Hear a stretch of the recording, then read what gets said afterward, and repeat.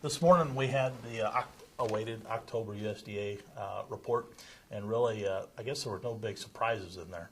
When it was all said and done, we actually increased carryout for old crop, which we expected because we saw that at the end of September with the quarterly stocks report being up. And then we actually increased carryout for new crop. One of the things that we did do with new crop is we did lower planted and harvested acres slightly, which is kind of what the market's been awaiting and anticipating. What exactly is USDA going to lower there just because of all the wet weather that we had this spring.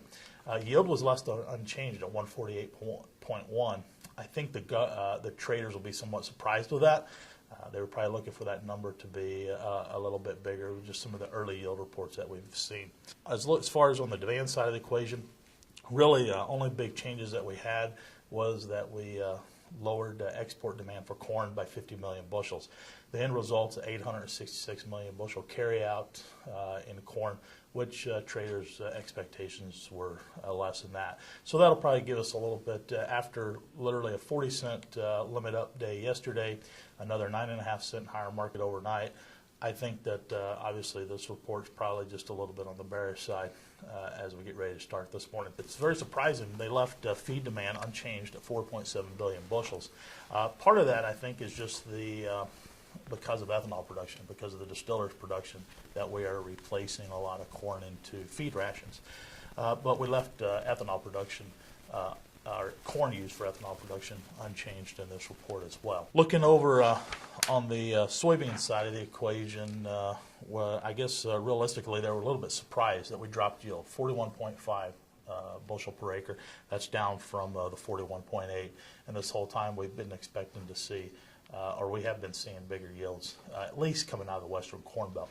We are behind on harvest, obviously in areas of the eastern corn belt, Indiana, Ohio, so we don't have a really good feeling at this time what the yield numbers are looking like. What we have seen out of Indiana have been somewhat a little bit disappointing, so that may be some of the reason why we didn't see the increases in those yield numbers. We left planted acreage unchanged for soybeans, and we lowered area harvested soybean acres by just a slight amount. We ended up with 160 million bushel carryout for beans. The market was expecting a bigger number, and with what we had in that case is we left crushings unchanged, but actually export demand was actually reduced. I think just because of price and presumed bigger numbers out of the southern hemisphere. Turning now to U.S. wheat balance table, carryout 837 million bushels. That's up from what the government up from what we saw last month, up from what traders expected. What we did do in that particular case, looking at wheat, was we lowered the harvested bushels.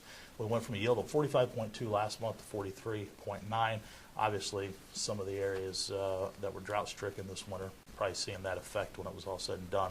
But as an end result, is our domestic use was lowered too because of that, with exports then being lowered versus where we were last month. 975 million bushels for exports this year projected versus 1.075 billion bushels projected. So not a whole lot there for the wheat market. I think the front run today is going to be watching the corn and watching the beans and see how wheat wants to react. We have seen some moisture in the hard red winter wheat area.